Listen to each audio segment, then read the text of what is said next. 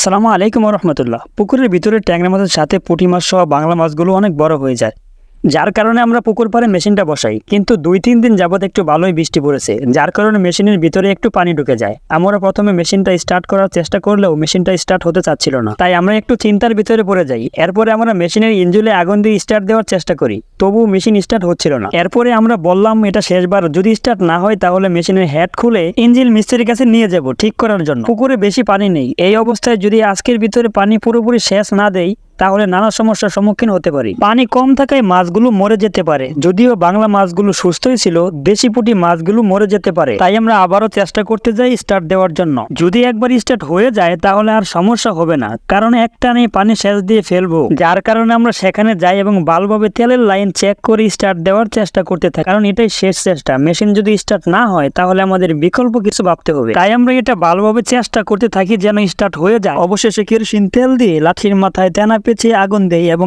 Start দেওয়ার সময় silencer পাইপের সামনে আগুন দেই, তবুও স্টার্ট হচ্ছিল না। এরপর আমরা মেশিনের হেড খুলতে থাকি ঠিক করার জন্য, যদিও খুলতে আমাদের বেশি সময় লেগেছিল না, অতি তাড়াতাড়ি আমাদের খোলার কাজ শেষ হয়ে গিয়েছিল। আমাদের এই মেশিনের হেডটা খুলে প্রায় 2 কিলোমিটার দূরে যেতে হবে ঠিক করার জন্য, তবুও কিছু করার নেই, আমাদের ঠিক করতে হবে। তাও আজকে দিনের ভিতরে আমাদের ঠিক করতে হবে, তাছাড়া আমাদের হাতে অন্য কোনো উপায় ছিল না। আর তার জন্য ইঞ্জিনটা খোলার কাজ শুরু করে দেয় এবং খোলার জন্য তাড়াতাড়ি করতে থাকি। তো কিছুক্ষণের ভিতরে আমাদের ইঞ্জিনটা খোলার কাজ সম্পূর্ণ হয়েছিল। তো ইঞ্জিন ঠিক করে আনতে আমাদের সময় লেগেছিল রাত 8টার মতো, তাই পরে ভিডিও করতে পারিনি। যদিও আমরা পুকুরটা পুরোপুরি শেষ দিয়ে মাছগুলো ধরে ফেলছিলাম এবং সকল মাছগুলো ধরেই এই হাফায় রেখেছিলাম। মাছগুলো এখানে রাখার কিছু সময় পর কিছু মাছ মরতে থাকে এবং সেই মাছগুলো আমরা হাফা থেকে তুলে ফেলছিলাম যেন পচে না যায়। তার জন্য মূলত আমরা মরা মাছগুলো তুলে ফেলছিলাম। তো আজ এই পর্যন্তই। সকলে ভালো থাকবেন, সুস্থ থাকবেন, আমাদের জন্য দোয়া করবেন। আসসালামু আলাইকুম ওয়া রাহমাতুল্লাহ।